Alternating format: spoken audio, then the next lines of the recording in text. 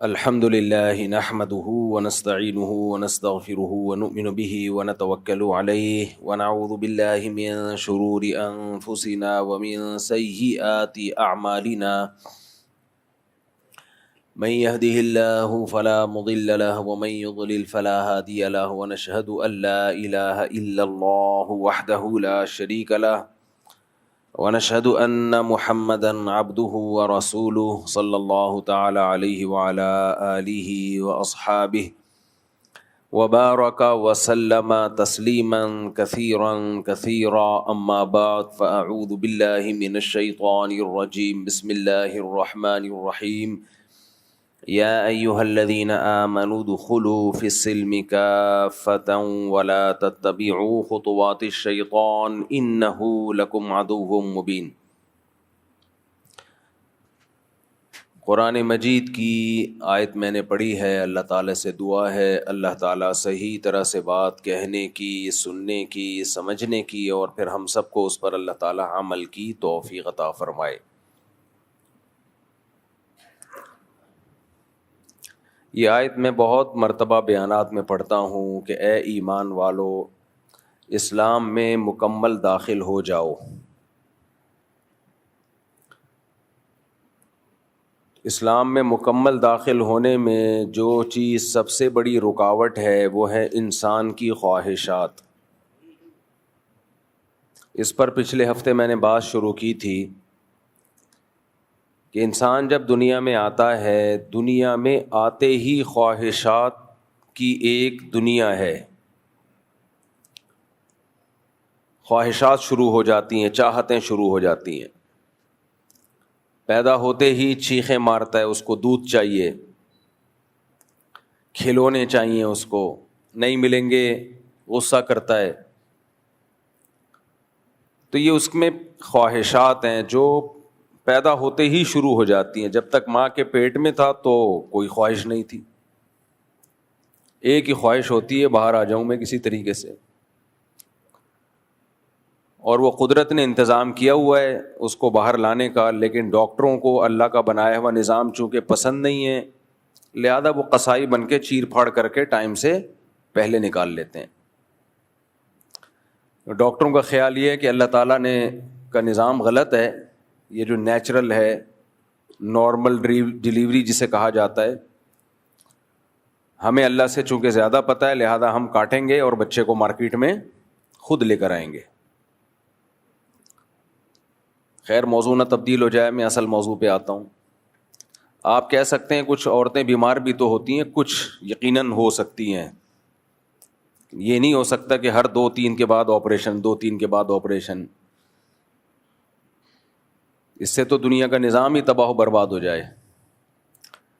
خیر، تو جب دنیا میں آتا ہے خواہشات اس کی شروع ہو جاتی ہیں، پھر اس کو خواہشات کا اتنا بڑا جال اور اتنا بڑا سمندر اس کے سامنے ہوتا ہے کہ اسے اگر صحیح راستے کا پتہ نہ چلے، سیدھے راستے کی ہدایت نہ ملے تو وہ غلط رخ پہ چلنا شروع کر دیتا ہے۔ یہ ہدایت اس کو کہاں سے ملتی ہے؟ یہ ہدایت اس کو کبھی کلچر بتاتا ہے صحیح کیا ہے غلط کیا ہے، اس کا خاندان بھی بتا رہا ہوتا ہے، اس کے دوست احباب اس کو گائیڈ کر رہے ہوتے ہیں، یعنی پہلے دن سے اس کو گائیڈنس ملنا شروع، کچھ بعض دفعہ اس کی عقل بھی ہدایت دے رہی ہوتی ہے اس کو، وہ بتا رہی ہوتی ہے یہ صحیح ہے یہ غلط ہے۔ تو بہت سارے اسباب مل کے اس کو سدھارنے کی بھی کوشش کرتے ہیں اور بگاڑنے کی بھی کوشش کرتے ہیں، یہ دونوں کوششیں ایک ساتھ ہو رہی ہوتی ہیں۔ اچھا، وہ کیا کرتا ہے انسان کے اندر؟ یہ ٹیکنیکل فالٹ ہے کہ وہ ہر گائیڈنس کو، ہر ہدایت کو سیدھا راستہ سمجھ کے لے رہا ہوتا ہے، حالانکہ وہ ہر ہدایت سیدھا راستہ نہیں ہوتی۔ ہندو کے ہاں جب بچہ پیدا ہوتا ہے تو وہ دیکھتا ہے اسے نہیں پتا کہ میں نے عبادت کرنی ہے نہیں کرنی ہے تو کتنے معبود ہیں، پتھر کی عبادت کرنی ہے یا ایک خدا کی عبادت کرنی ہے، اسے کچھ معلوم نہیں ہے. لیکن نبی صلی اللہ علیہ وسلم نے فرمایا فَأَبَوَاهُ يُهَوِّدَانِهِ أَوْ يُنَصِّرَانِهِ أَوْ يُمَجِّسَانِهِ. بچہ اپنے والدین کو دیکھتا ہے کہ وہ پتھر کی مورتیاں بناتے ہیں اور ان کے سامنے میرے ماں باپ جھکتے ہیں، تو وہ یہاں سے گائیڈنس لیتا ہے، وہ سمجھتا ہے کہ یہ عمل ٹھیک ہے، مجھے بھی ایسا کرنا چاہیے، وہ اس کو ٹھیک سمجھنا شروع کر دیتا ہے. اپنے خیال میں وہ سیدھا راستہ لے رہا ہے، لیکن آپ کا کیا خیال ہے؟ یہ ہدایت درست ہدایت ہے یا غلط ہدایت ہے؟ بولو نا، غلط ہدایت ہے بھائی.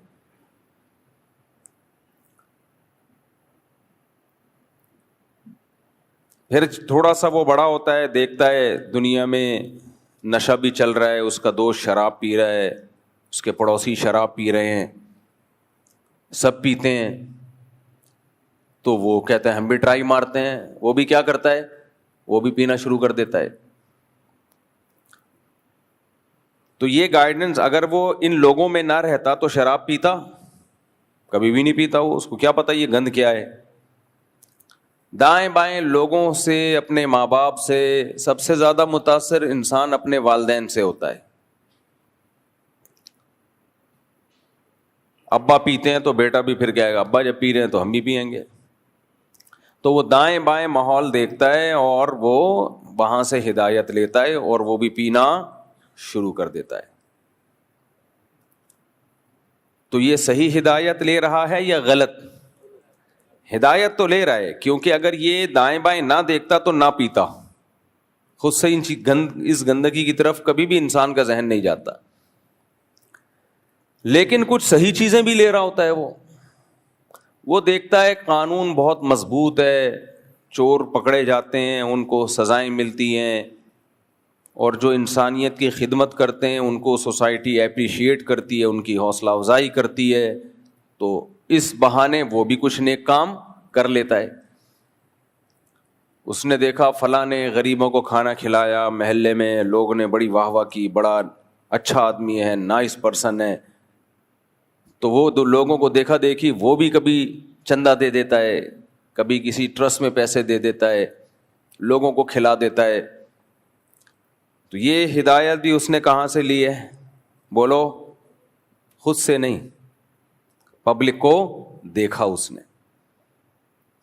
تبھی جن کے باپ دادا سخی ہوں اکثر بچے بھی ان کے سخی ہوتے ہیں، کیونکہ یہ والے ہدایت گائیڈنس انسان سب سے زیادہ اپنے باپ اور اپنی ماں سے لیتا ہے. ہر طرح کی ہدایت. مذہب اپنے ماں باپ سے لے رہا ہے تو باقی کیا رہ گیا بھائی؟ جب مذہب ماں باپ سے لے لیا تو باقی کیا رہ گیا؟ یہ جو غیر مسلموں میں زنا اتنا عام ہو گیا نا، اس کی وجہ یہ کہ نکاح ختم تو پیدا ہی بچہ گرل فرینڈ سے ہو رہا ہے. تو زنا سے جب بچہ پیدا ہو رہا ہے تو بچہ پھر آگے نسل تو زنا سے ہی چلائے گا نا. وہ میں نے ایک بیان کیا تھا، اس پہ شارٹ کلپ لازمی بنا دینا. میں نے ایک بیان کیا تھا، کسی نے مجھ سے سوال پوچھا کہ میری ایک گرل فرینڈ تھی، اس سے بچہ پیدا ہو گیا، پھر میں نے اس گرل فرینڈ سے شادی کر لی، تو کیا وہ بچہ میرا کہلائے گا؟ اس کا میں نے جواب دیا تھا نہیں،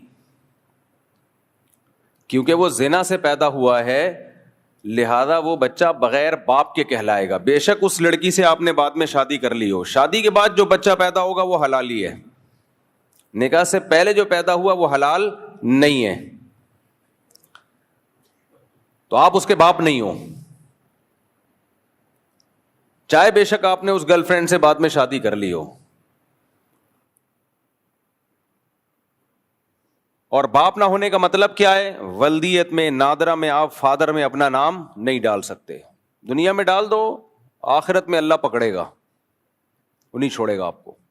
نمبر 2، اس کو آپ کی وراثت نہیں ملے گی، آپ کو اس کی وراثت نہیں ملے گی، اس کو آپ کی وراثت نہیں ملے گی. نمبر 3، اس کے ذمے آپ کے کوئی حقوق نہیں ہے جو باپ والے حقوق ہوتے ہیں نا، صلہ رحمی، رشتہ داری جوڑنا اور خیال کرنا بڑھاپے میں، آپ کا کوئی حق اس پہ بولو نہیں ہے. چوتھی بات، آپ کا بھائی اس کا چچا نہیں کہلائے گا، آپ کا بڑا بھائی اس کا تایا نہیں کہلائے گا، اس کا ددیال سے کوئی لینا دینا نہیں ہے. یہ میں نے مسئلہ بیان کیا. میں نے کہا اس کا نسب چلے گا ماں سے. اس کا نسب کس سے چلے گا؟ ماں سے. دیکھو، ایک آدم علیہ السلام اللہ نے پیدا کیے جو سب کے باپ ہیں، ان کا کوئی والد نہیں ہے. دوسرے عیسیٰ علیہ السلام اللہ نے اپنی قدرت سے بغیر باپ کے پیدا کیے، ان کا نسب ماں سے چلتا ہے، مگر یہ ان کی فضیلت ہے، یہ ایک معجزہ ہے. نمبر 3، سیدہ فاطمہ رضی اللہ عنہا جو نبی کی بیٹی تھیں، آپ کی فضیلت ہے کہ نبی کا نسب آپ کی بیٹی سے چلا ہے، یہ آپ کی فضیلت ہے. باقی کسی کا بھی نسب اس کی بیٹی سے نہیں چلتا، چلتا کس سے ہے؟ باپ سے. اور باپ کا نہ ہونا یہ نسب پہ ایک بہت بڑا داغ ہے اسلام میں. یہ کیا ہے؟ ماں سے نسب کا چلانا. یہ 3 شخصیات تو مستثنی ہیں، آدم علیہ السلام، سید الانبیاء محمد صلی اللہ علیہ وسلم اور عیسیٰ ابن مریم. ان 3 شخصیات کے علاوہ اگر کسی کا نسب ماں سے چل رہا ہو، ایک اور صورت ہے وہ لعان کی صورت، اس میں نہیں جاتا، فقہی مسئلہ ہے، پھر وہ پیچیدہ ہو جائے گا. باقی اگر کسی کا نسب باپ سے نہیں چلتا، ماں سے چلتا ہے، تو یہ نسب پہ ایک کالک ہے، ایک بدنما داغ ہے، یہ اس کی علامت ہے کہ اس کا باپ نہیں ہے، ولد الزنا ہے، یہ زنا سے پیدا ہوا ہے.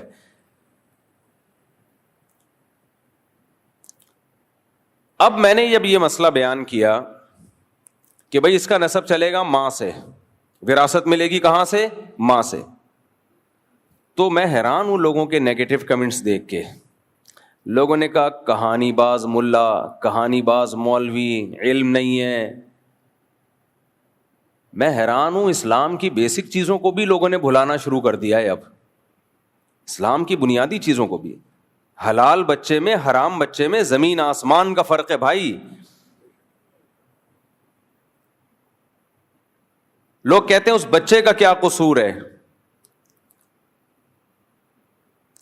تو ہم اس بچے کو گنہگار نہیں کہہ رہے، ہم اس بچے کو جہنمی نہیں کہہ رہے، اس کا واقعتاً کوئی قصور نہیں ہے، لیکن اس باپ کا تو قصور ہے نا، جو میڈیکلی تو باپ ہے، شرعی باپ نہیں ہے، اس کا تو قصور ہے، اس نے زنا کیوں کیا، لہذا تم سے اس کا کوئی نسب نہیں چلے گا، تم اس کو اپنے کھاتے میں نہیں ڈال سکتے. یہ وہ بچہ ہے جس کا کوئی باپ نہیں ہے. انگریز تو مانتے ہیں باپ ہے، اسلام کہتا ہے اس کو اسلام باپ نہیں مانتا. باپ وہی ہوتا ہے جو حلال کا ہو، اسلام نہیں مانتا اس کو باپ. زانی کے پانی سے جو بچہ پیدا ہو اس کی نسبت اسلام میں زانی کی طرف نہیں ہوتی. اسلام میں خاندان کا ہونا، نسب کا ہونا، یہ بہت بڑی حیثیت ہے، اس کی بہت بڑی ویلیو ہے. اور یہ نکاح سے وجود میں آتے ہیں، زنا سے وجود میں نہیں آتے. کیوں؟ بار بار ایک مثال دیتا ہوں، گدھے گھوڑے کے ہاں باپ نہیں ہوتے، ماں ہوتی ہے، کیونکہ گدھے گھوڑوں کا گدھی اور گھوڑی کے ساتھ فزیکل ریلیشن ہوتا ہے، شادی بیاہ نہیں. کبھی آپ نے اپنے گھوڑے کا تعارف کروایا؟ یہ میرا گھوڑا ہے، یہ اس کا باپ ہے، یہ اس کا دادا ہے، یہ اس کا چاچا ہے، تعارف کروایا؟ یا گدھے کا یہ میرا گدھا ہے، یہ میرے گدھے کا باپ، باپ کا نہیں پتا ہوتا بھائی. یہ میرے گدھے کا چاچا ہے بھائی، یہ میرے گدھے کا تایا نا، یہ گدھا ہے اور یہ اس کی ماں ہے، بس اتنا ریلیشن جو بغیر نکاح کے نسل پیدا ہوتی ہے اس کا صرف اتنا ریلیشن. اور اسلام بھی اتنا ہی ریلیشن مانتا ہے کہ اگر انسان بھی بغیر باپ کے پیدا ہو گیا، یعنی زنا سے پیدا ہوا ہے، تو اسلام کہتا ہے اس کا زانی باپ گدھا ہی ہے اس معاملے میں. تو یہ شریعت کا بنایا ہوا مسئلہ ہے، تو مجھے برا بھلا مت کہو. آپ کو جو اعتراض کرنا ہے اسلام پہ اعتراض کرو، اور میں آپ لوگوں کو خوش کرنے کے لیے، سوسائٹی کو خوش کرنے کے لیے اسلام کو چینج نہیں کر سکتا.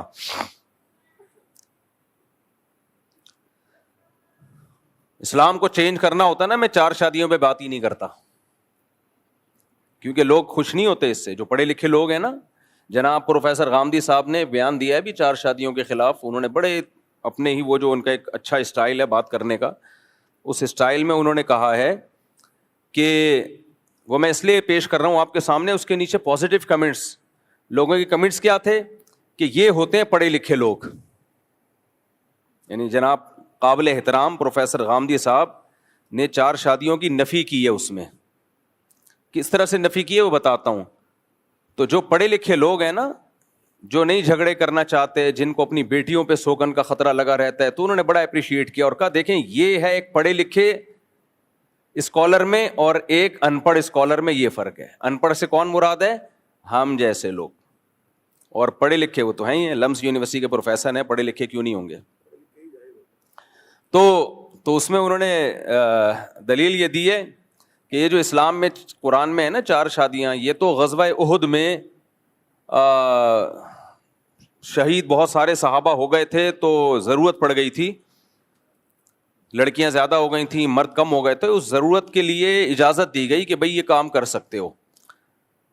ضرورت کی وجہ سے اجازت دی گئی کہ یہ کام کر سکتے ہو, ورنہ یہ کوئی دائمی حکم یا ترغیبی حکم نہیں ہے اسلام کا. ضرورت کے موقع پر اس پیکج سے فائدہ اٹھایا جا سکتا ہے. جیسے پیکج ہوتا ہے نا کہ بھئی یہ ضرورت کے وقت آپ کا یہ بھی ایک پیکج ہے, تو یہ کوئی ایسی چیز نہیں ہے جس پہ بیانات کیے جائیں, لوگوں کو ترغیب دی جائے. اور کہا کہ اگر یہ فطرت ہوتی تو آدم علیہ الصلوۃ والسلام کے لیے ایک بیوی کا انتخاب کیا گیا ہے. اس وقت کیوں اللہ نے اس فطرت کی رعایت نہیں کی؟ ہم کہتے ہیں نا مرد کے لیے ایک سے زیادہ بیوی رکھنا یہ مرد کی نیچر ہے. اچھا یہاں جناب غامدی صاحب سائنس کے حوالے نہیں دے رہے, ٹھیک ہے نا, یہاں ڈنڈی مار رہے ہیں. یہ جو ہم کہتے ہیں نا مرد کے لیے ایک سے زیادہ بیوی رکھنا نیچر ہے, اور اسلام فطرت دین فطرت ہے نا, تو نیچر کا تعین تو میڈیکل سائنس کرتی ہے نا.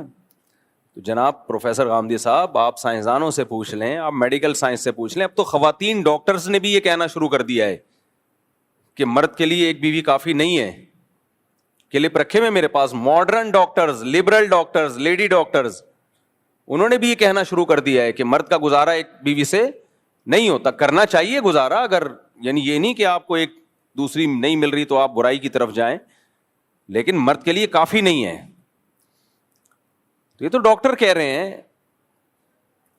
تو رہا یہ مسئلہ کہ آدم علیہ الصلوۃ والسلام کے لیے ایک بیوی کیوں تھی, فطرت اس وقت اس فطرت کی رعایت کیوں نہیں کی گئی, اس کا جواب میں کئی بار دے چکا ہوں. وہ ضرورت تھی ان کے لیے ایک بیوی. جناب غامدی صاحب کہتے ہیں نا کہ غزوہ احد میں ضرورت تھی اس لیے اجازت دی گئی. بات یہ ہے کہ جب ضرورت ہوگی تو پھر مجبوری ہوگی تو ایک پر اکتفا کیا جائے گا. قرآن کے الفاظ یہی بتاتے ہیں, مجبوری ہوگی تو ایک پر اکتفا ہے. وہی مجبوری آدم علیہ السلام کے وقت میں بھی تھی, اس لیے ان کو ایک بیوی رکھنے کا حکم دیا گیا. وہ مجبوری کیا تھی کہ اللہ تعالیٰ یہ چاہتے تھے کہ تمام انسانوں کا جیسے باپ ایک ہے, ماں بھی سب کی ایک ہو, ایک اصل پہ سب جمع ہو جائیں جا کے.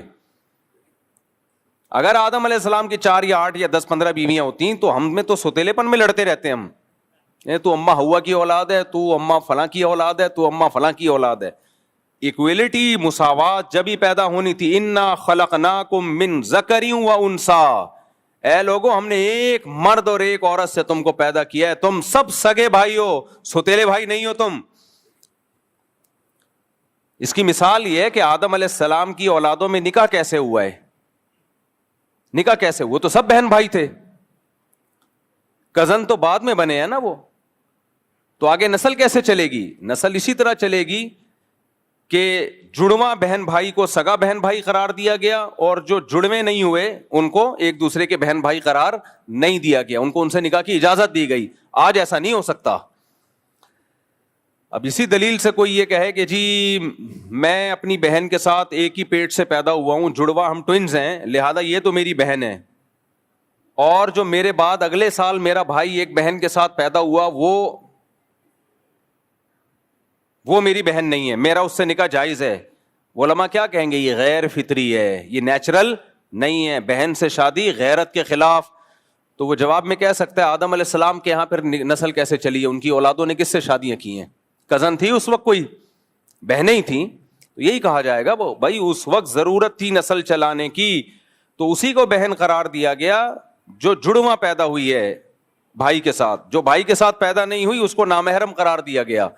لیکن اب یہ ضرورت ختم. اب آپ کے ماں ایک ہو باپ ایک ہو, ماں الگ ہو باپ ایک ہو, باپ الگ ہو ماں ایک ہو, سوتیلے بہن بھائی کو بھی بہن بھائی قرار دے دیا. حتیٰ کہ آپ نے کسی خاتون سے شادی کی, اس کی بیٹی کو بھی آپ کی بیٹی قرار دے دیا گیا.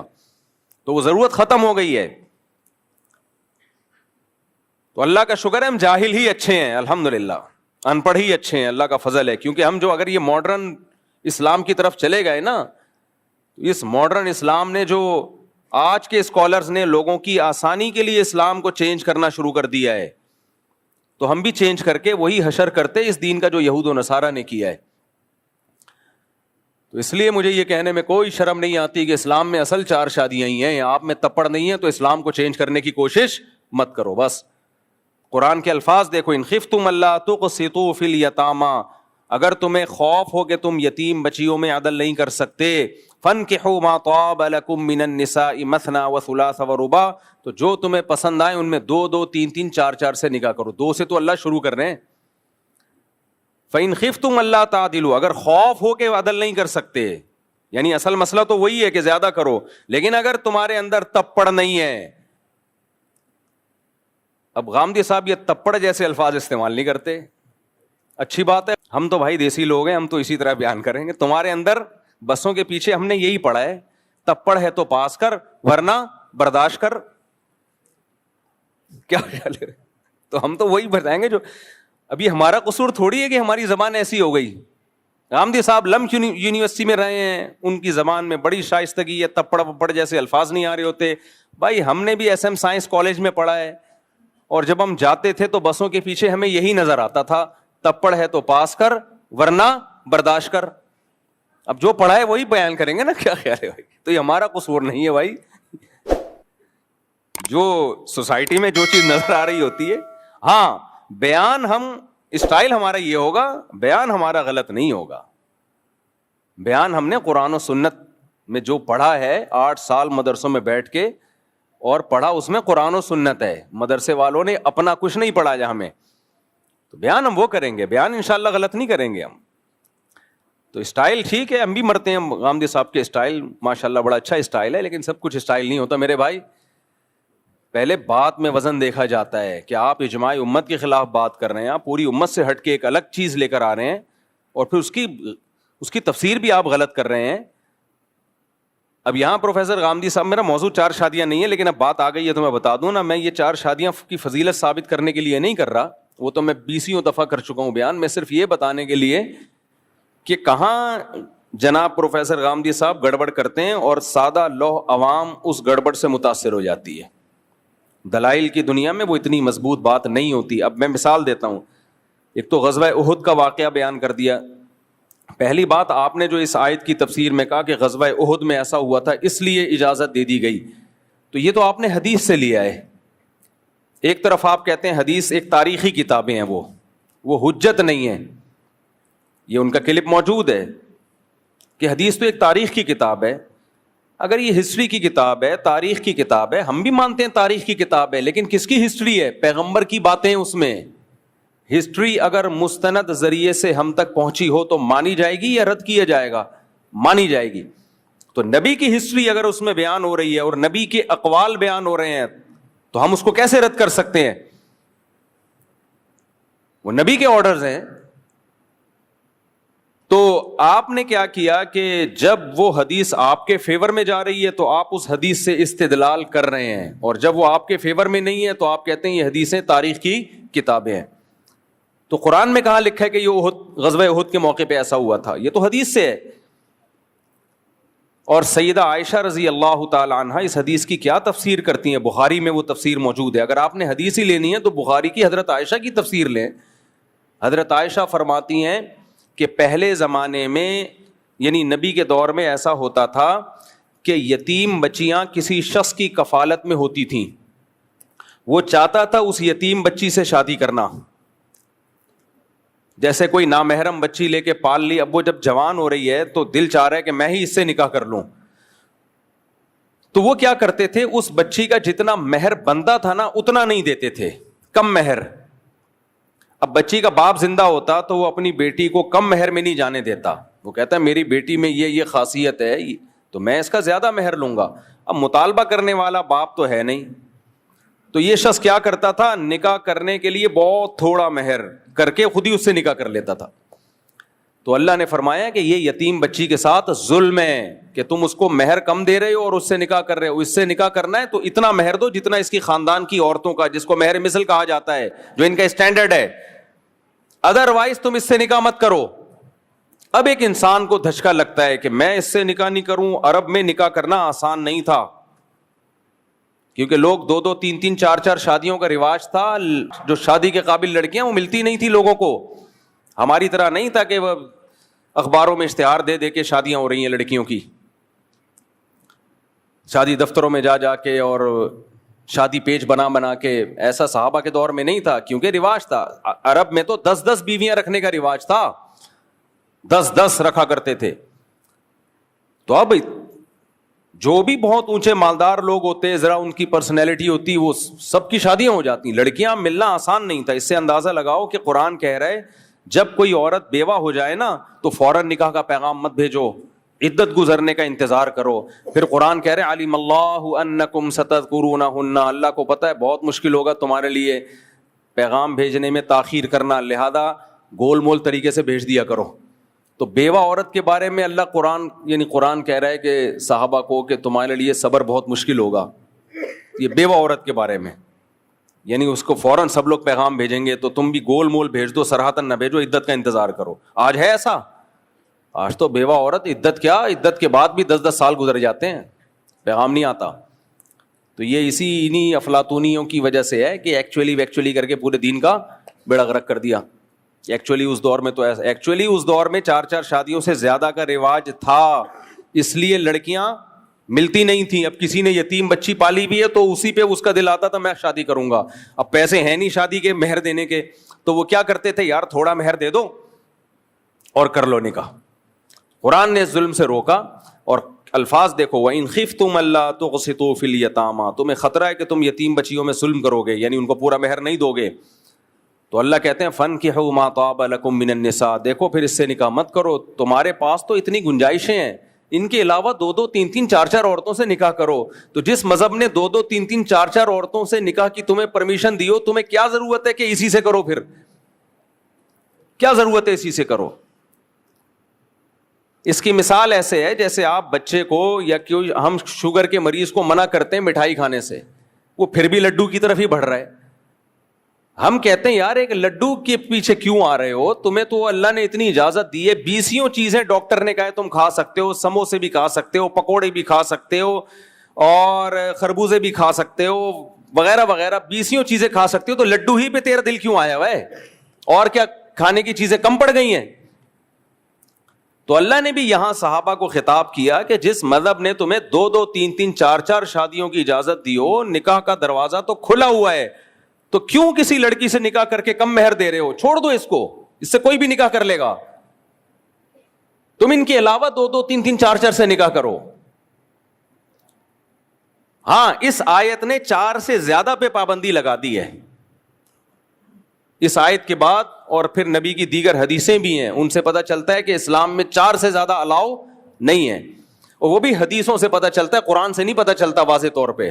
اگر آپ حدیث کو حجت نہیں مانتے, آپ کہتے ہیں حدیثیں تاریخی کتاب ہیں, تو جناب قابل احترام پروفیسر غامدی صاحب سے میں کہوں گا پھر آپ کوئی آیت دکھاؤ جس میں آتا ہے کہ اسلام نے 4 پہ بند کیا ہو.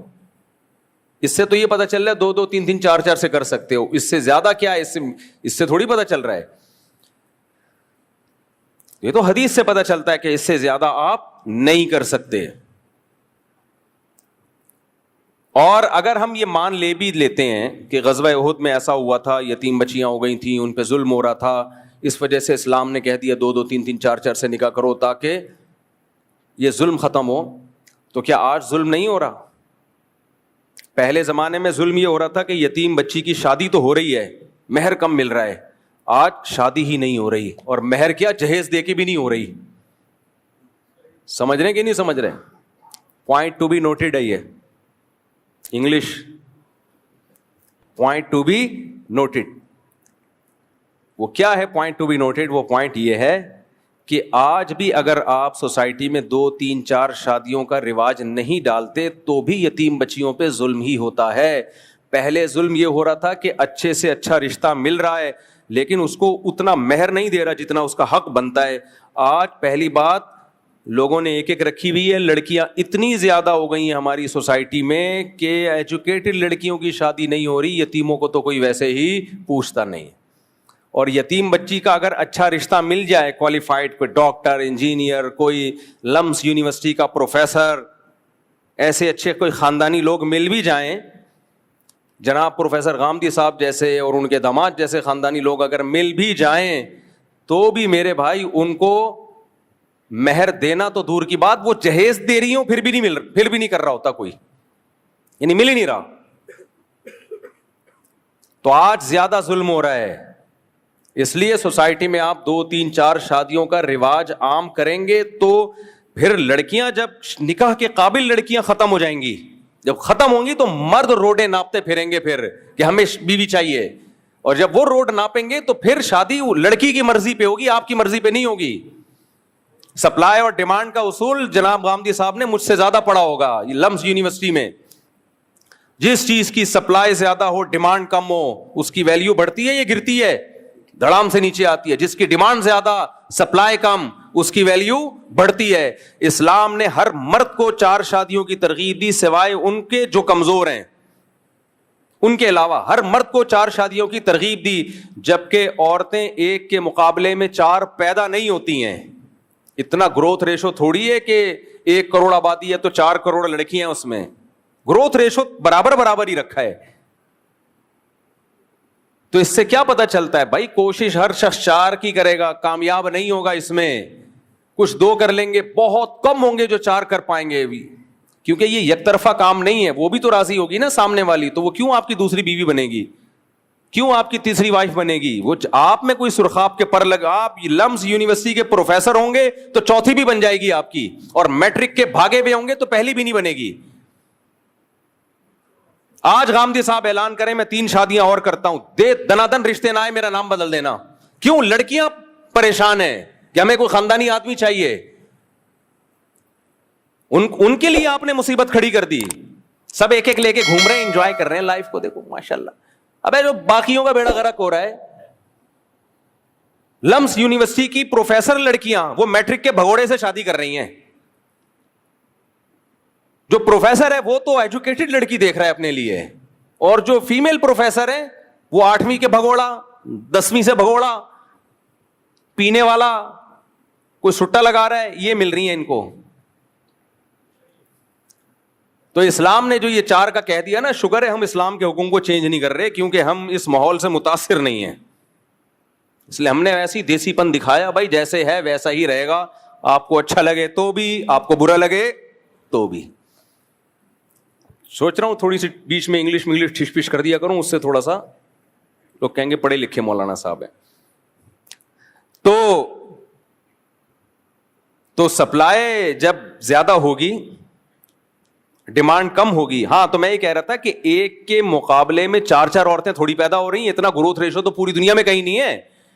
صرف اور صرف اس کا مقصد یہ سپلائی کے مقابلے میں ڈیمانڈ بڑھ جائے تاکہ ویلیو بڑھے. عورت کی ویلیو بڑھنے سے کیا ہوگا؟ جہیز ویز ختم, مارکیٹ سے کیا ہوگا؟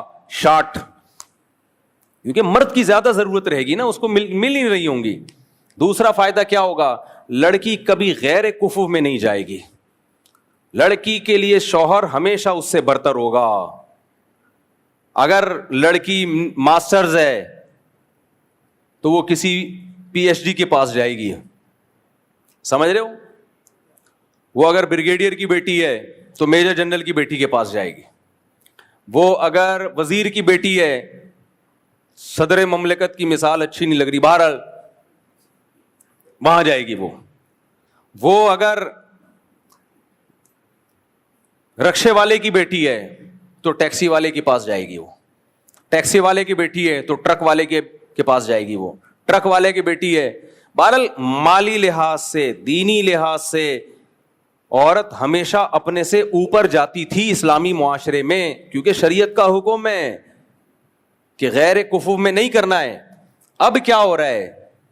اب غیر کفو میں جا رہی ہے.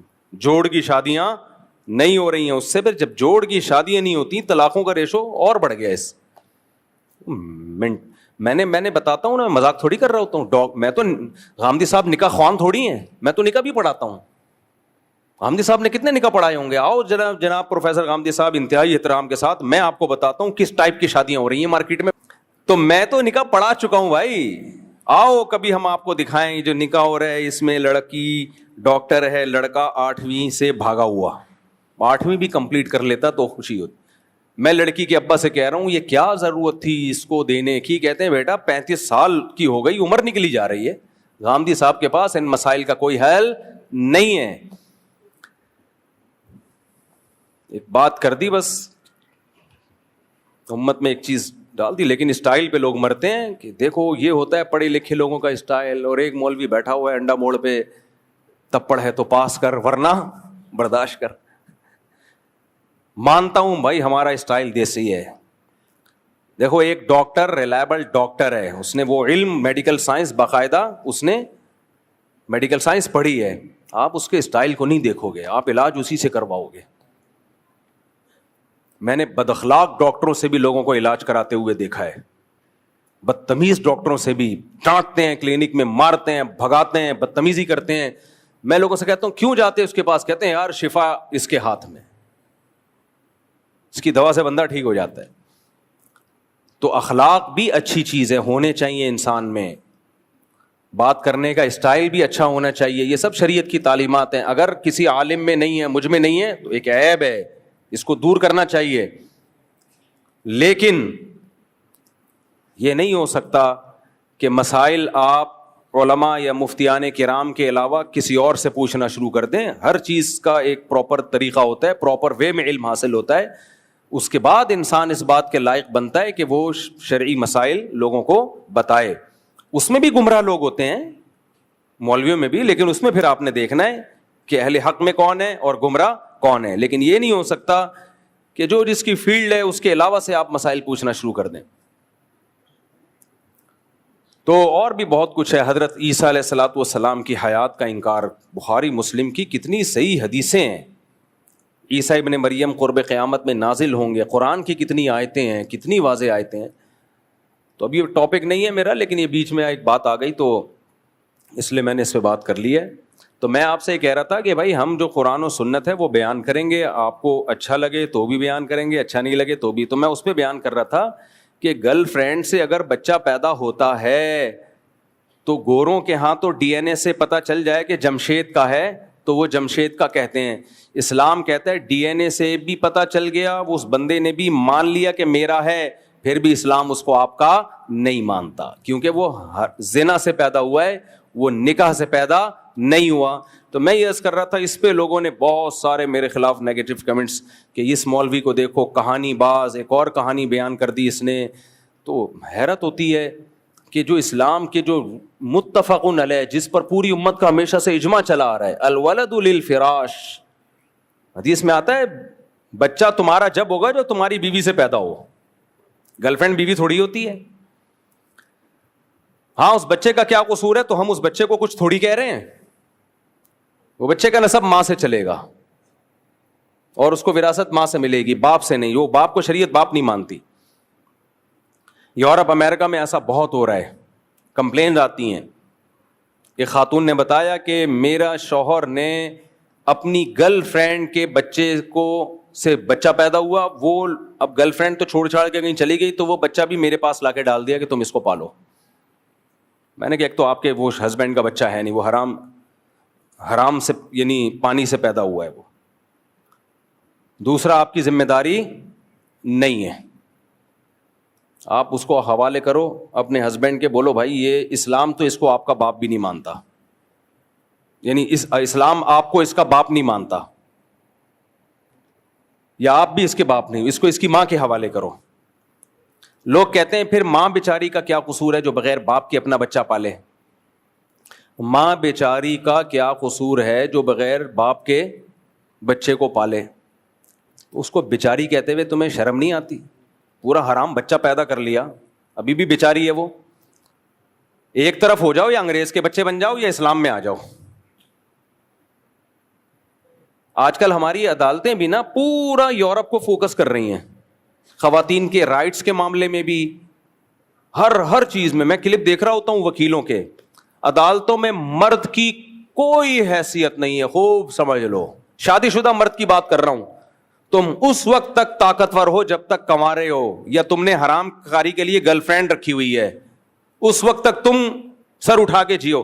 جس دن تمہاری شادی ہوئی اور تمہارا بیوی سے اختلاف ہو گیا نا, تو ہماری عدالتوں میں جتنے قوانین ہیں فل سپورٹ کر رہے ہیں عورت کو. تمہاری 2% کی حیثیت نہیں رہے گی. 2%.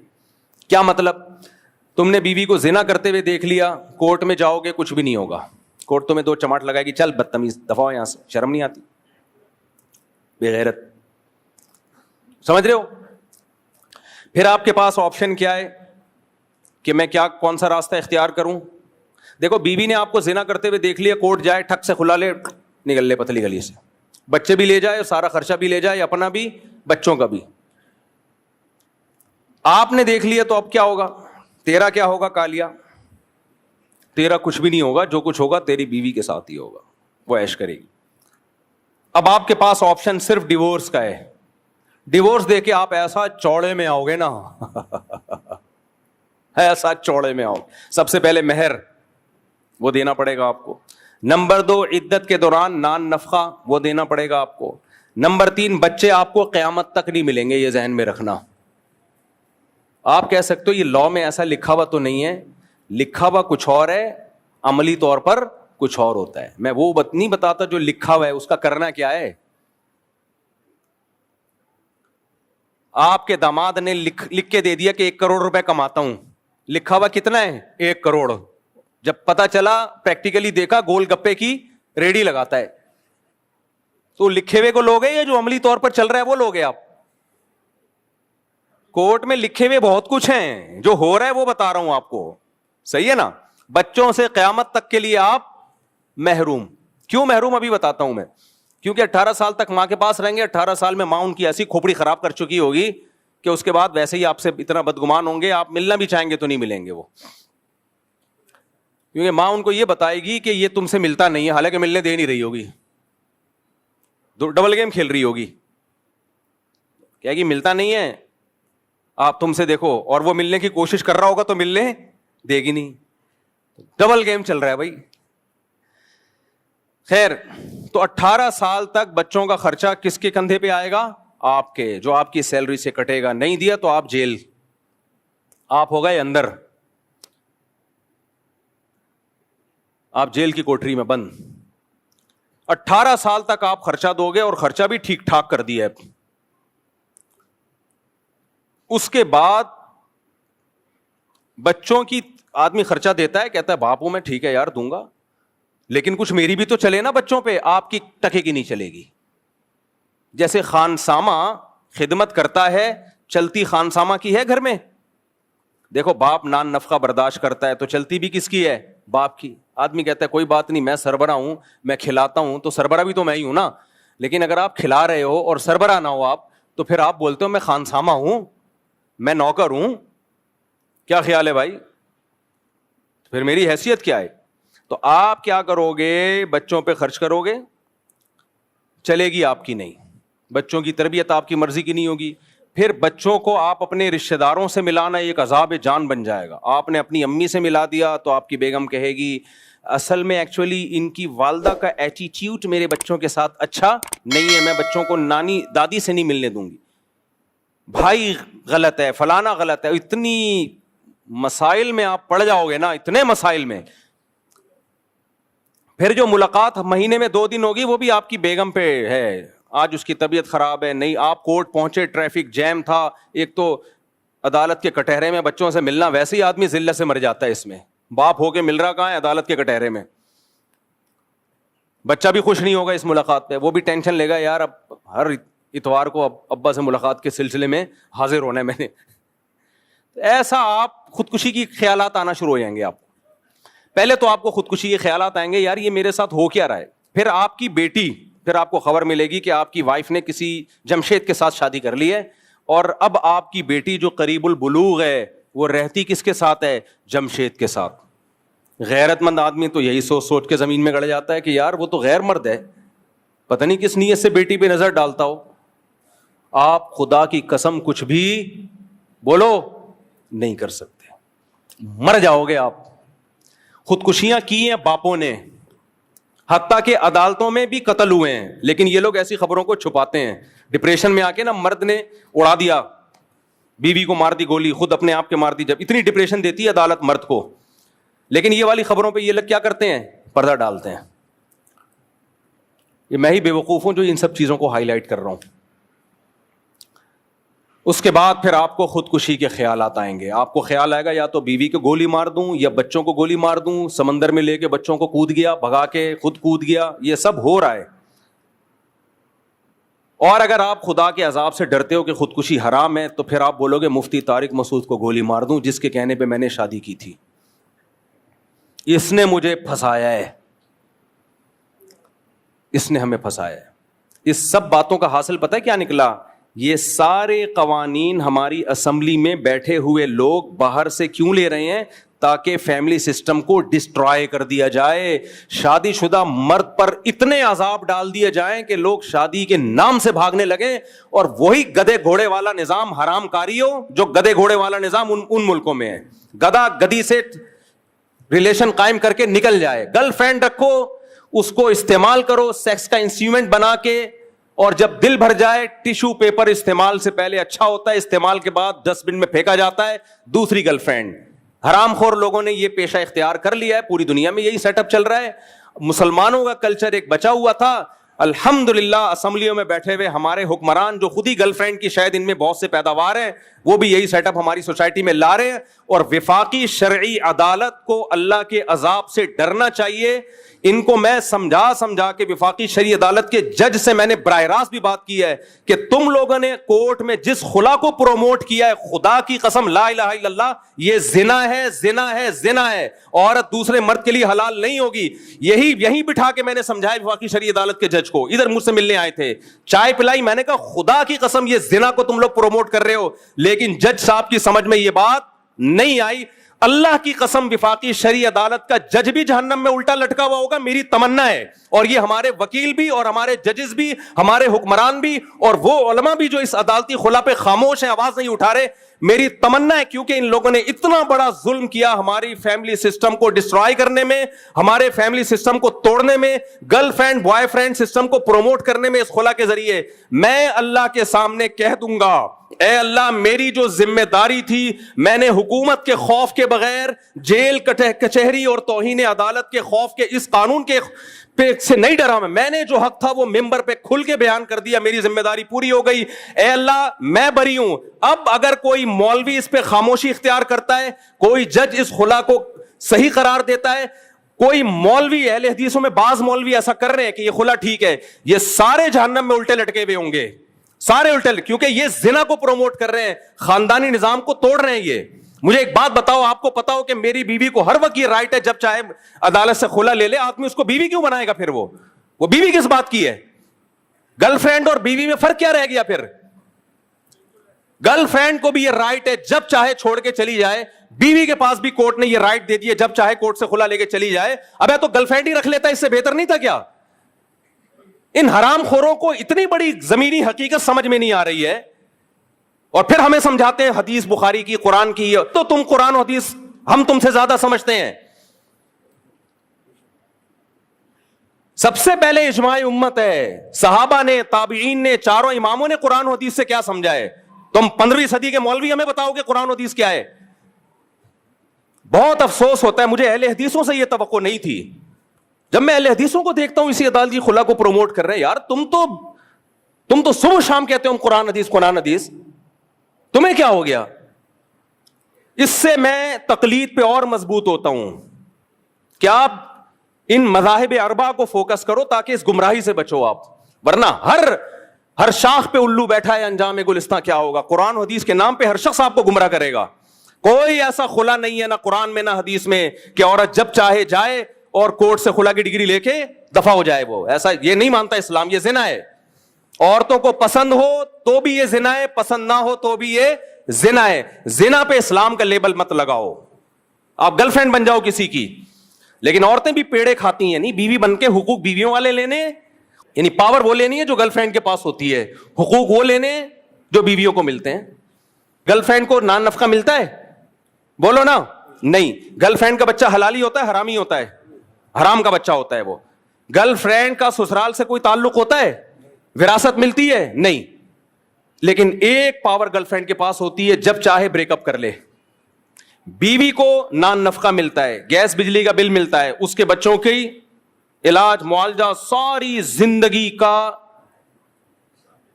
سہارا ملتا ہے. لیکن ایک چیز اسلام اس سے لے لیتا ہے, بھائی تمہیں اتنے بینیفٹس مل رہے ہیں تو بریک اپ کا تمہارے پاس رائٹ نہیں ہے. ہماری عدالتوں نے اور وفاقی شرعی عدالت نے اس کو مؤثر قرار دے کے کیا کیا ہے, عورت کو حقوق بیوی والے دے دیے, یعنی مرد پہ ذمہ داریاں ڈال دیں, اور پاور گرل فرینڈ والی دے دی. تو آدمی کا بیڑا غرق. آدمی کا کیا کر دیا؟ بیڑا غرق کر دیا. اور یہ صرف پاکستان میں نہیں, پوری دنیا میں یہ ہو رہا ہے. اور ہمیں بتایا جاتا ہے کہ فلانے اسلامی کنٹری میں بھی یہ قانون ہے. اور بھائی صاحب, اس زمانے کے اسلامی کنٹریوں کے قوانین کو پرکھا جائے گا قرآن و سنت پہ. کنٹری کا ابھی وہ ہے نا, ایک جدہ کے مفتی اعظم ہیں, ایک جدہ کے کلپ بنانا اور اس پہ وہ مفتی اعظم چلا دینا تاکہ پتہ چلے. وہ مفتی اعظم صاحب فتویٰ دے رہے ہیں, جدہ کے بڑے مفتی اعظم صاحب ہیں, پاکستانی مفتی اعظم صاحب, عربی کی بات نہیں کر رہا میں, ہیں وہ مفتی نہیں, لیکن ان کے مسائل بتانے کا فارغ آدمی ہے. مسائل ایسے بتاتے ہیں جیسے مفتی اعظم, اور صبح شام امام حنیفہ اور حنفیوں کو رگڑتے رہتے ہیں, جہاں کوئی موقع ملے گا رگڑتے رہیں گے.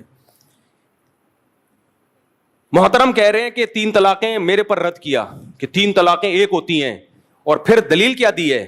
سعودی عرب میں 2022 میں بادشاہ نے ایک سرکولیشن جاری کیا جس میں کہا کہ آج سے سعودی عرب کی عدالت 3 طلاقوں کو ایک قرار دے گی. کہہ رہے ہیں دیکھو سعودی عرب بھی یہ کر رہا ہے, اور یہ ہندوستان پاکستان کے ہم جیسے دیسی مولوی کیا کر رہے ہیں. میں نے, اور نیچے لوگوں کے پازیٹیو کمنٹس, ماشاء اللہ ماشاء اللہ مفتی اعظم صاحب, اتنی سینس نہیں ہے کم بختو. سعودی عرب میں اسلام 2022 میں آیا ہے کیا؟ 2021 تک وہاں کے بادشاہ کا بھی فتویٰ تھا. جب سے اسلام آیا 2021 تک سعودی عرب کی کورٹ 3 طلاقوں کو 3 قرار دیتی رہی ہے. تبھی تو 2022 میں بادشاہ نے چینج کیا اس کو, ورنہ چینج کرنے کی ضرورت کیا تھی؟ کمبخت آدمی, 2022 میں جو قانون چینج ہو رہا ہے تو اس کو اسلام کہہ رہا ہے, اور 2021 تک جو قانون 1400 سال سعودی عرب میں چلا آ رہا ہے 3 کو 3 کہنے کا, اس کو کہہ رہے بر صغیر کے حنفی مولوی. یہ ان لوگوں کی مینٹیلٹی ہے. نہیں آ رہی میرا خیال ہے بات؟ کہہ رہے سعودی عرب نے بھی 2022 میں قانون بنایا ہے کہ 3 طلاق کتنی ہوں گی؟ ایک. ابے 2022 میں بنایا ہے, یہ بنایا اس لیے کہ اس سے پہلے 3 تھی سعودی عرب میں. 2022 کے فیصلوں کو کہہ رہے ہیں قرآن و سنت. اس سے پہلے امت سعودی عرب میں بھی گھاس کھا رہی تھی, باقی ملکوں میں بھی گھاس کھا رہی تھی. یہ ہیں مجتہد, وہ اہل حدیث ہیں اور وہ بڑے فنٹر بنتے ہیں. یہ تو ان لوگوں کا علم ہے. کوئی انگریز مسلمان ہو وہ سعودی عرب سے اعتراض نہیں کرے گا, حضرت جی 2022 میں آپ کو خیال آئے کہ 3 طلاقیں ایک ہوتی ہیں, اس سے پہلے کیا ابھی تک ریسرچ نہیں کی تھی آپ لوگوں نے قرآن و سنت پہ؟ وہ کہیں گے تھی, ہم تو کسی کو نہیں تقلید نہیں کرتے, ہم تو قرآن حدیث کو فالو کرتے ہیں. قرآن حدیث میں ہمیں لگا کہ 3 ایک ہوتی ہیں. وہ کہے گا اب تک لوگوں کو کیا لگ رہا تھا؟ تمہارے پرانے جتنے بادشاہ ہیں وہ کیا, ان کو کیا لگ رہا تھا؟ اٹھا کر پھینک دو باہر گلی میں, نئی تہذیب کے انڈے ہیں گندے. ہم وہ قرآن حدیث مانتے ہیں جو صحابہ اور 4 اماموں سے ثابت ہو. بس آج کل کے مجتہدین چاہے کتنا بڑا افلاطون بقرات ہو, اس کا قرآن و حدیث کی تشریح ہم دیوار پہ پھینکتے ہیں ہم اس کو. تو یہ پورا جو خاندانی نظام ہے نا, یہ تباہ برباد کیا جا رہا ہے. بل پیش کیے جا رہے ہیں کہ شوہر نے بیوی کو تھپڑ مارا تو FIR کٹے گی. وہ تھپڑ نہیں مارے گا میرے ماموں, وہ چھوڑ دے گا. انگریز بیوی کو تھپڑ نہیں مارتا کیونکہ اس کو پتا ہے میں نے ایک چانٹ, میں نہیں کہہ رہا بیویوں کو تھپڑ مارا کریں, اچھی بات نہیں ہے, لیکن یہ قانون غیر اسلامی ہے کہ ایک تھپڑ اگر لگا دیا گناہ ملے گا. خاندان والوں کو چاہیے اس کو روکیں, اس پہ FIR نہیں بنتی ہے اسلام میں. کیونکہ بوقت ضرورت شدیدہ کے وقت قرآن نے مرد کو بیوی پہ ہاتھ اٹھانے کی اجازت دی ہے, ترغیب نہیں دی ہے, پرمیشن دی ہے. کیونکہ بعض سچویشن ایسی ہوتی ہیں کہ مرد اگر ہاتھ نہ اٹھائے تو اس کے پاس ڈیورس کے علاوہ کوئی راستہ نہیں ہے. ٹھیک ہے خاندانی عورتوں میں اس کی ضرورت پیش نہیں آتی, لیکن سربراہ کو اگر آپ پرمیشن ہی نہیں دے رہے سختی کرنے کی تو پھر سربراہ تھوڑی ہے، وہ خانسامہ ہے. آپ کی بیوی آپ کی ماں کو گالی دے رہی ہے، آپ کے باپ کو گالی دے رہی ہے، کسی غیر مرد سے تعلقات رکھ رہی ہے. اب آپ کے پاس ایک ہی راستہ ہے، یا تو سختی سے روکو گے یا ڈیورس دو گے. ڈیورس دینے کے بعد بچوں کے مسائل ہیں، 20 مسائل ہیں. تو اسلام کا بالکل نیچر کے مطابق حکم ہے کہ تم چونکہ سربراہ ہو، لہذا تم زبردستی بھی جائز چیزوں میں اپنی اطاعت اس سے کروا سکتے ہو. ہاں، اس کا غلط فائدہ نہ اٹھائے. ہماری سوسائٹی میں اکثر عورتوں پہ ہاتھ الحمدللہ نہیں اٹھائے. ہمارے نبی نے پوری زندگی کبھی اپنی زوجہ پہ ہاتھ نہیں اٹھایا. سیرت نبی کی یہی ہے. خاندانی لوگ یہ کام نہیں کرتے، لیکن ایک آپشن رکھا ہے، کبھی ضرورت پڑ بھی سکتی ہے. آپ نے قانون بن رہے ہیں یہ سب، اور ہماری سیاسی دینی تنظیمیں چپ بیٹھی ہوئی ہیں، چپ. ان کی موجودگی میں ہو رہا ہے سب کچھ. کچھ آواز اٹھاتی ہیں، کوئی جان نہیں ہوتی اس آواز میں. تو آپ نے کیا کیا کہ وہ ایک لگایا، فوراً کیا کٹے گی؟ FIR. جب بیوی تھانے چلی گئی تو آدمی اس کو بیوی بنا کے رکھے گا؟ پھر آدمی کہتا ہے اب میں اس کو طلاق دوں. اب طلاق دینے کے بعد اس کو پتا ہے بچے بھی گئے اور وہی زندگی بھی گئی. کہیں اور نکاح کرے گی تو بچے ہمیشہ ستیلے باپ کے پاس. تو اب کیا حل ہے اس کا؟ کیا حل ہے اس کا؟ یا تو اپنے مارے گا یا اس کو مارے گا، جو دونوں حرام ہیں. یہ ہو رہا ہے، یہ گدھے گھوڑے جو ہوتے ہیں نا دم ہلانے والے. تمہارے پاس اسلام ہے میرے بھائی. پاکستان کا آئین کیا ہے؟ اسلام ہے. کتنا اچھا قانون ہے. اسلام کو فالو کرو. ہر چیز اللہ نے میاں بیوی کے حقوق بتا دیے ہیں. ظلم ہو رہا ہے اس کا بھی علاج اللہ نے بتایا ہے. مسلم لیگ کی ایک خاتون نے چند سال پہلے عدالتی خلا کے خلاف آواز اٹھائی تھی. نام ان کا ذہن سے نکل گیا. میاں نواز شریف کے دور حکومت میں مسلم لیگ کی ایک خاتون تھی، کوئی بہت مذہبی نہیں تھی، لیکن انہوں نے کہا کہ بھائی یہ اس عدالتی خلا سے ہمارا خاندانی نظام تباہ ہو رہا ہے. اس بیچاری نے آواز اٹھائی، اس کو ایسا کچل کے دبایا اس کی آواز کو. کچھ اچھے لوگ بھی ہیں اسمبلی میں، سارے برے نہیں ہیں. تو آپ کے لیے جو ملک میں قوانین بن رہے ہیں سارے کس کے فیور میں؟ عورت کے فیور میں. اس سے کیا ہوگا؟ عورتیں بڑی خوش ہو رہی ہیں. زندہ باد. نیچے کمنٹ سارے ہوتے ہیں عورتوں کے، اچھا ہے او بھائی آپ کی نسلیں تباہ ہو رہی ہیں، آپ کی بیٹیوں کو کوئی نہیں پوچھے گا اب. کیونکہ انگریزوں میں بھی یہی ہوا ہے پہلے، سارے رائٹس. اچھا ان لوگوں نے تو انگریزوں سے بھی زیادہ رائٹس دے دیے. تو اس کے بعد پتہ ہے کیا ہوگا؟ جب سارے رائٹس عورت کے پاس ہوں گے تو پھر انگریزوں نے شادیاں کرنا چھوڑ دی. کرتے ہیں انگریز شادی؟ بولتے ہیں پاگل ہیں یار ہم بیوی بنا کے لائیں. پاگل ہو رہا ہوں کیا میں؟ آپ انگریز کو بتائیں نا، وہ بالکل ایکچولی اسٹائل میں بتائے گا. ایکچولی جب ہم وائف لے کر آتے ہیں تو ایکچولی پھر ہوتا یہ ہے کہ اگر میں نے اس کو چھوڑ دیا تو آدھی پراپرٹی مجھے اس کو ایکچولی دینی پڑے گی. تو میں پاگل ہوں میں اس سے شادی کروں؟ کام تو چل رہا ہے. گرل فرینڈ بنا کے بچے بھی پیدا ہو رہے ہیں، حرام بچے. ان کو انہوں نے حلال کر دیا. جیسے خنزیر پہ کوئی حلال سرٹیفکیٹ کا لیبل لگا دے تو وہ چل گیا ان کے سوسائٹی میں. تو ہمارا بھی یہی سسٹم تباہ و برباد کرنا چاہتے ہیں. اٹھا کر پھینک دو باہر گلی میں. نئی تہذیب کے انڈے ہیں گندے انڈے ہیں. اب آپ کہو گے مفتی صاحب ہم کیا کریں؟ قانون تو یہی ہے نا، قانون تو یہی ہے نا. تو یہ تو آپ نے ہمیں اور ڈرا دیا. ہم نے شادی کی، کوئی مسئلہ ہوا ہم تو چھوڑیں گے تو مصیبت میں. بیگم کو جمشید پسند آیا، پتلی گلی سے نکل گئی. آپ وکیلوں سے پوچھو، جب سے عورت کو خلا کا رائٹ دیا ہے، مرد اتنی طلاقیں نہیں دیتے تھے. عورتوں نے خلا لینے کا ریشو مردوں کے ڈیورس دینے سے زیادہ ہے. اس سے پتہ چلتا ہے کچھ مرد میں خاصیت تھی جو اللہ نے اس کو طلاق کا حق دیا ہے. وہ گھر بچانے کی حتی الامکان کوشش کرتا ہے، سوائے کچھ نالائق تو ہر جگہ ہوتے ہیں. لوگ مثالیں دیتے ہیں اس نے ظلم کیا. بھائی 1% تو ہر جگہ برے ہوتے ہیں. قانون اکثریت کو دیکھ کے بنایا جاتا ہے. اب تک جو اسلامی نظام، اسلامی سوسائٹی میں خاندانی نظام آباد ہیں، یہ اس لیے کہ مردوں نے طلاقیں نہیں دی ہیں. دینے والوں کا ریشو بہت کم ہے. لیکن جب سے یہ خلا ہماری سوسائٹی میں آیا، میں نہیں کہہ رہا، آپ وکیلوں سے ملو، وکیل بتاتے ہیں کہ طلاق کا ریشو سے زیادہ خلا کا ریشو بڑھ گیا ہے. آپ مالدار تھے، آپ کی آمدن کم ہوئی، ٹاٹا بائے بائے.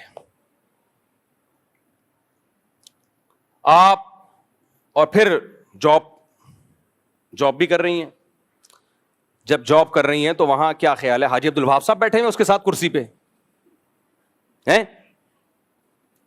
یا مولانا طارق جمیل صاحب بیٹھے ہوئے ہیں, کرسی پہ بھی آپ جیسا ہی کوئی چھڑا چھاٹ بیٹھا ہوا ہوگا. وہ کیا کرتا ہے, وہ دیکھتا ہے میری والی پرانی 10 سال سے دیکھ رہا ہوں, نئی والی تو بری بھی بہت اچھی لگ رہی ہوتی ہے ٹھرکیوں کو, تو میجورٹی تو ٹھرکی ہی ہے نا. وہ پھر ادھر دوستیاں بھی لگائے گا, اپنے گھر میں بھی اس کی توجہ کم ہو رہی ہے, وہاں بھی بیگم کو شک اور شبہات, وہ الگ ڈیورس, اور یہ میرٹ سے آپ کی سلام دعا یہ الگ ڈیورس. گدے گھوڑوں والا نظام ہو جائے گا میرے بھائی. یہ سوسائٹی, یہ گدے گھوڑے صرف سوٹ اور ٹائی سے نہیں پتہ چلتا کہ یہ انسان ہے. ایک دھوتی بنیان میں گھومتا ہے, زنا سے بچتا ہے, اللہ کی نظر میں انسان ہے, اور ایک سوئی ٹائی لگا کے زنا کرتا ہے, اللہ کہتے ہیں گدھا ہے جو ٹائی اور پینٹ پہن کے گدھی سے زنا کر رہا ہے. اللہ کی نظر میں گدھے کو اگر آپ سوٹ ٹائی پہنا دو وہ انسان نہیں بن جاتا. انسان کے گیٹ اپ سے انسان کا پتہ بعد میں چلتا ہے. اللہ کی نظر میں اس کے اعمال سب سے پہلے ہیں جو اس کو انسان بناتے ہیں. تو آپ کہو گے مفتی صاحب ہم تو چوڑے میں آ گئے. پہلی بات تو سوشل میڈیا پہ اس خلا کے خلاف آواز اٹھاؤ. یہ جو خواتین کے رائٹ کے نام پہ ایک بےہودگی پھیلا دی ہے نا, اس کے خلاف آواز اٹھاؤ. یہ آپ کا اور میرا دینی فریضہ ہے. بولا کرو ہم اس خلا کو نہیں مانتے, یہ زنا ہے, آواز اٹھاؤ اس کے خلاف. اور یہ جو خواتین کے حقوق کے نام پہ انارکی پھیلائی جا رہی ہے, بولے ہم یہ نہیں مانتے, فیمنسٹ عورتوں کی باتیں ہیں. عزت دار عورت اپنے شوہر کے ساتھ وفا کرتی ہے, عزت دار مرد اپنی بیوی کے ساتھ وفا کرتا ہے, جیسے ہمارے باپ داداؤں نے زندگی گزاری ہے. اس کے خلاف آواز اٹھاؤ گے کہ نہیں اٹھاؤ گے آواز؟ اتنا پھیلا دو اس کو سوشل میڈیا پہ. جب کھلا دے بولے تو اپنی بیوی کو چھوڑ, یہ ہماری بیوی ہے, تیرے کو اس میں اللہ نے حق, اپنی بیوی کو جج طلاق دے سکتا. ہاں ظلم ہو رہا ہو تو ایک الگ بات ہے, میں بار بار کہتا ہوں ظلم میں تو ہم بھی عورت کو کا ساتھ دیتے ہیں. لیکن اب آپ کہو گے کہ میرا کیا ہوگا کالیا. اچھا میں ایک اپنے بارے میں بتا دوں, میں عدالتی خلا کے خلاف اتنا چیختا ہوں. ایک صاحب نے کہا لگتا ہے مفتی صاحب کی بھی کوئی بیوی خلا لے کے گئی ہوئی ہے جو بیچارے اتنا پریشان ہے. میری کسی بیوی نے کورٹ سے خلا نہیں لیا ہے. یہ میرے گھر کا مسئلہ الحمدللہ ہے ہی نہیں, بلکہ میں نے اپنے گھر والوں سے کہا ہوا ہے کسی کو کسی بھی موڑ پہ میں اچھا نہ لگوں. زندگی کے کسی بھی موڑ پہ آپ کو خیال آئے کہ غلط جگہ شادی ہو گئی ہے تو مجھے بتا دینا, کورٹ میں جائے بغیر ہی میں, قرآن کے جو الفاظ ہیں امساکم بمعروف او تسریح باحسان, اچھے طریقے سے رکھو یا اچھے طریقے سے رخصت. تو میں نے کہا اگر کسی موڑ پہ خیال آیا کہ ہماری شادی غلط آدمی سے ہو گئی ہے تو مجھے بتا دینا, میں اسی دن محبت کے ساتھ رخصت کر دوں گا. میں یہ نہیں کہہ رہا مجھے یہ خوشی ہوگی کہ ماشاء اللہ, کیونکہ عورتیں فوراً کہتی ہیں اچھا اتنے آرام سے چاہتے ہو کہ, یہ نہیں, اس کا یہ مطلب نہیں ہے. اس کا مطلب یہ کہ میری رائے یہ کہ جو میرے ساتھ نہ رہنا چاہے تو میری غیرت کے خلاف ہے, میں اس کو رکھوں. مرد کو ہونا تو ایسا ہی چاہیے بھائی, میری غیرت کے خلاف ہے. تو اس لیے میرے گھر کا مسئلہ نہیں ہے یہ آپ لوگوں کا مسئلہ ہے, ان عورتوں کا مسئلہ ہے جو خلے لے کے آزاد ہو رہی ہیں. پھر جب کہیں اور شادی کریں گی بھائی, وہ مرد بھی کہے گا جس نے پہلے والے سے وفا نہیں کی وہ میرے ساتھ کیا وفا کرے گی. برباد ہو گئی ہیں, زندگیاں برباد ہو گئی ہیں. تو یہ عورت کے حق میں بھی ہے. میں عورتوں کے حقوق پہ خدا کی قسم بہت زیادہ بولتا ہوں, لوگ سمجھتے نہیں بولتا. میں پائیدار حقوق کی بات کرتا ہوں, میں 4 شادیوں کی بات کرتا ہوں, عورت کے لیے کرتا ہوں, مردوں کے لیے. تو مرد تو پھنس جاتا ہے,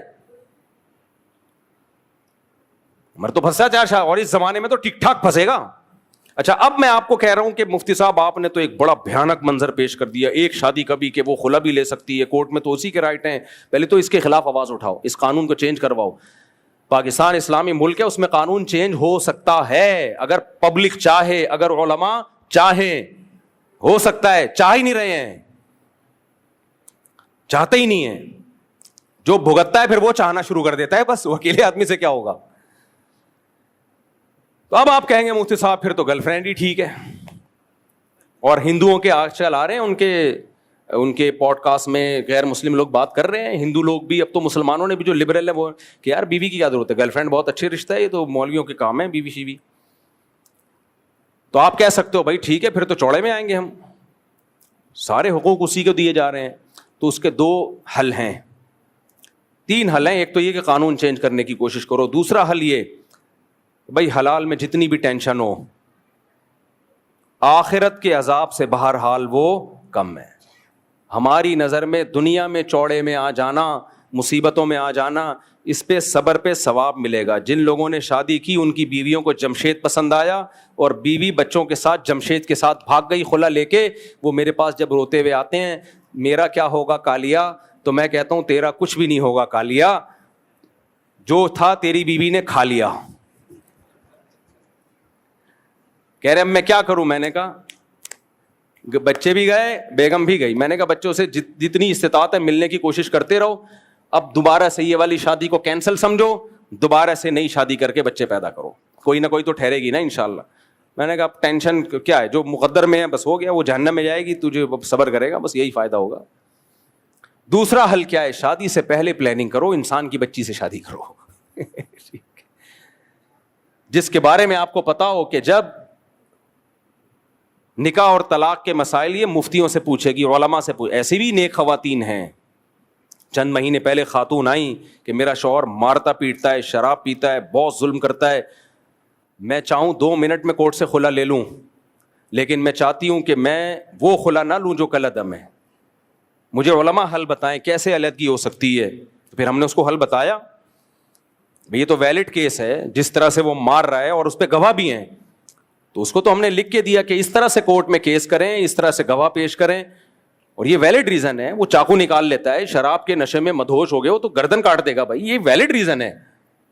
یہ تھوڑی ہے کہ وسیم پسند آ رہا ہے اور جمشید پسند آ رہا ہے. اس پہ گواہ بھی ہیں اس کے پاس, اور وہ گواہوں سے ہم نے خود بیان بھی لیا ہے, خود ہم نے جج کیا ہے کہ واقعی یہ ویلڈ یہ ہے, یہ جھوٹ نہیں بول رہے گواہ, کراس کویشچن کر کے ہم نے بھی تنقیح کی ہے. تو پہلی بات دیندار سے نکاح کرو, یہ لبرل انٹیوں کو چھوڑ دو, لبرل لوگوں کے لیے پردے دار, باحیا, دیندار, نمازی, جو شریعت کو فالو کرتی ہو, وہ کم از کم اس کو یہ تو پتا ہوگا کہ بھائی یہ میاں سے طلاق لیے بغیر نہیں ہو سکتی علیحدگی, اور وہ اگر علیحدگی لے گی بھی, علیحدگی ہوئی بھی, تو اس کو پتا ہے میں بچوں کو باپ کے سے ملنے سے نہیں روک سکتی, اور اگر میں بچوں سے باپ سے بچوں کا خرچہ لے رہی ہوں تو کم سے کم ہفتے میں 1 دن مجھے بچے باپ کے پاس چھوڑنے پڑیں گے 24 گھنٹے کے لیے. یہ شریعت نے اس کو حق دیا ہے باپ کو, تاکہ وہ اپنے ساتھ گھمائے, سلائے, اپنے رشتے داروں سے ملائے. یہ نہیں ہوگا عدالت میں منہ دکھائی کرائی اور واپس لے گئے, یہ نہیں ہوگا. اس کو دل میں اللہ کا خوف ہوگا. میں نے بتایا تھا نا, امریکہ سے خاتون نے فون کیا کہ میرے شوہر نے مجھے ڈیورس دی ہے اور گورنمنٹ آدھی پراپرٹی مجھے دے رہی ہے, تو کیا شرعاً میرے لیے حلال ہے؟ میں نے کہا نہیں, آپ کے لیے حلال نہیں ہے یہ آدھی پراپرٹی. شوہر سے کہیں کہ میں تمہیں واپس کرتی ہوں, میرا مہر دے دو بس, اور عدت کا خرچہ دو, بچوں کا خرچہ تو بہرحال دینا پڑے گا وہ, تو اس کے علاوہ میرے لیے کچھ حلال نہیں ہے. میں نے کہا پھر بھی اگر وہ دے دے تو ہدیہ سمجھ کے لے لیں. تو ایسی نیک خواتین بھی الحمدللہ ہیں, ان کو پتہ ہے بھائی کسی کا مال ناحق نہیں کھا سکتے ہم, حرام ہے. تو اللہ کرے میں بات کہاں سے لے کے چلا تھا, کدھر کو نکل لیے ہم. کچھ نہ رستے کا پتہ ہم کو, نہ منزل کی خبر, جا رہے ہیں جس طرف ہم کو لیے جاتا ہے دل. خیر کام کی باتیں ہی ہو گئیں. تو مجھے شادی کرنے کا شوق نہیں ہے میرے بھائی, میں خاندانی نظام کو بچانا چاہتا ہوں. اس سلسلے میں حاضر ہوا ہوں آپ کی خدمت میں.